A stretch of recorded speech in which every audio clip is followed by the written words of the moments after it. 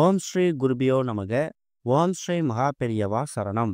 வரும் நவம்பர் 5ஆம் தேதி ஐப்பசி மாசத்துல வரக்கூடிய பௌர்ணமி அன்னாபிஷேகம்.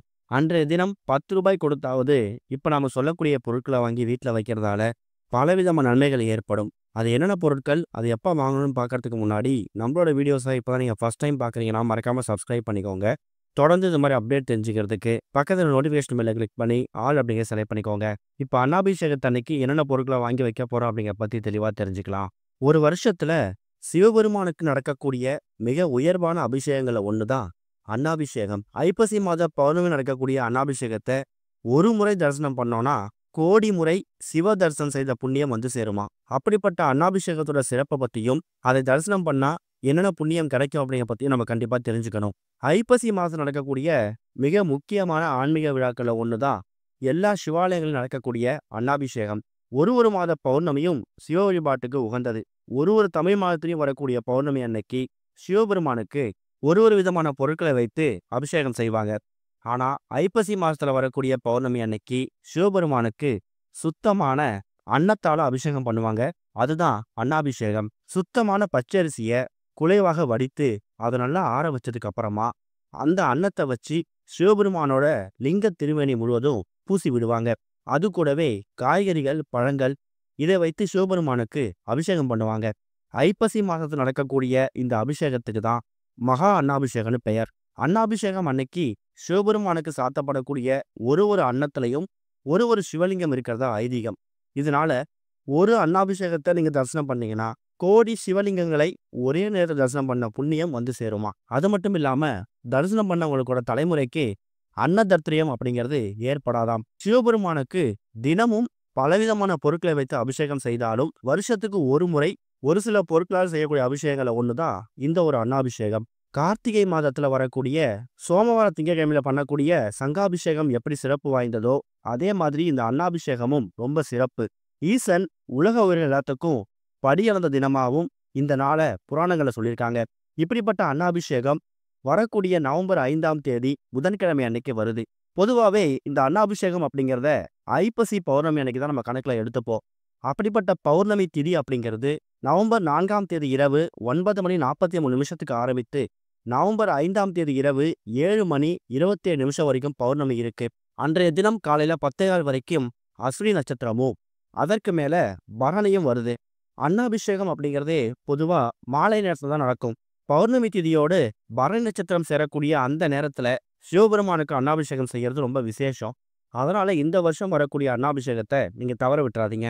பொதுவா அன்னாபிஷேகம் ஐப்பசி மாசத்துல வரக்கூடிய பௌர்ணமியும் அஸ்வினி அப்படி இல்லைன்னா பரணி இந்த 2 நட்சத்திரங்கள் சேர்ந்து வரக்கூடிய நாளில் தான் பண்ணுவாங்க. பரணி நட்சத்திரக்கூடிய அதிபதி வந்து யாருன்னு கேட்டிங்கன்னா சுக்கிரன். சுக்கிர பகவான் ஆதிக்கம் நிறைஞ்சிருக்கக்கூடிய இந்த நாளில் அன்னாபிஷேகத்தை நம்ம தரிசனம் பண்ணும்போது நம்ம குடும்பத்துக்கே சுக்கிர திசை அடிக்கும். வாழ்க்கையில் இருக்கக்கூடிய எல்லா விதமான கஷ்டங்களும் நீங்கி சுகபோக வாழ்க்கை அமையும், முக்தி கிடைக்கும். இப்படிப்பட்ட நல்ல நாளில் நாம் வீட்டில் வாங்கி வைக்கக்கூடிய சில பொருட்கள் நம்ம குடும்பத்துக்கு சுபிக்ஷத்தை ஏற்படுத்தும். அப்படி வரக்கூடிய ஐப்பசி மாத பௌர்ணமியில் வரக்கூடிய அன்னாபிஷேகத்தன்னைக்கு இப்போ நம்ம சொல்லக்கூடிய பொருட்களை வாங்கி இங்கே வீட்டில் வைக்கணும். அதில் முதல் முக்கியமான பொருள் அன்னாபிஷேகம் அப்படின்னு சொன்னாலே அதுலேயே அந்த பெயர் அமைஞ்சிடுது. அதுதான் அந்த முக்கியமான பொருள். அன்னாபிஷேகத்துக்கு பச்சரிசியை தான் பயன்படுத்துவாங்க. பொதுவாகவே சுவாமிகளுக்கு நைவேத்தியங்கள் செய்யறதுக்காக பயன்படுத்தக்கூடிய அரிசியும் இந்த பச்சரிசி தான்.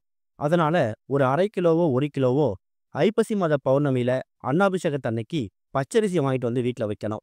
அடுத்து ஒரு முக்கியமான பொருள், அன்னாபிஷேகம் வரக்கூடிய அந்த நாளில் பரணி நட்சத்திரமும் சேர்ந்திருக்கு. பரணி நட்சத்திரம் அப்படிங்கிறது சுக்கிரனோட நட்சத்திரம். அதனால சுக்கிர பகவானுக்கு உகந்த வெள்ளை மொச்சை இருக்குல்ல, அதை ஒரு 10 ரூபாய் கொடுத்தாவது வாங்கிட்டு வந்து வீட்டில் வச்சுடுங்க. அது மூலயமா சுக்கிரபாவோட ஆதிக்கம் உங்கள் வீட்டுக்குள்ள அதிகமாகும். குடும்பத்தில் யாருக்காவது சுக்கிர தோஷம் வந்துச்சுன்னா அது படிப்படியாக குறையும். அடுத்து ஒரு முக்கியமான பொருள், புதன்கிழமை இந்த வருஷம் நமக்கு இந்த ஒரு பௌர்ணமி அன்னாபிஷேகம் வந்திருக்கிறதால புதன் பகவானுக்குரிய புத்திகாரனாக இருக்கக்கூடிய புதன் பகவானுக்குரிய தானியம் இருக்குல்ல, பச்சை பயிறு, அதை ஒரு 10 ரூபாய் கொடுத்தாவது வாங்கிட்டு வந்து வீட்டில் வச்சுடுங்க. அடுத்ததா சிவபெருமானுக்கு ரொம்ப உகந்த சிவபெருமானோட அடையாளமாக இருக்கக்கூடியது என்னன்னு கேட்டிங்கன்னா திருநீர், அதாவது விபூதி. விபூதியை தனியாக வாங்கிட்டு வராமல் விபூதி குங்குமம் இந்த இரண்டும் சேர்ந்துருக்கிற மாதிரி விபூதி ஒரு பாக்கெட்டும் குங்குமம் ஒரு பாக்கெட்டும் வாங்கிட்டு வந்து நீங்கள் அன்னாபிஷேகத்தன்னைக்கு உங்கள் வீட்டில் வைக்கிறதால அந்த சிவபெருமானும் பார்வதியும் உங்கள் வீட்டுக்குள்ளே சேர்ந்து ஐக்கியமாவாங்க. அடுத்து ஒரு முக்கியமான பொருள், 7 எண்ணிக்கையில் இருக்கிற மாதிரி குதிரைகள் படம் பார்த்துருப்பீங்க. சுக்கிரபகவானோட வாகனம் வந்து குதிரை தான். அதுவும் 7 எண்ணிக்கையில குதிரைகள் ஓடி வர்ற மாதிரி, அதுவும் வெள்ளை நிற குதிரைகள் ஓடி வர்ற மாரி பல ஃபோட்டோஸ் பார்த்திருப்போம். அந்த ஃபோட்டோவ உங்க வீட்ல வாங்கி வைக்கிறதால, நெகட்டிவிட்டி அப்படிங்கிறது தூரமாகி, நல்லது மட்டுமே நடக்கும்.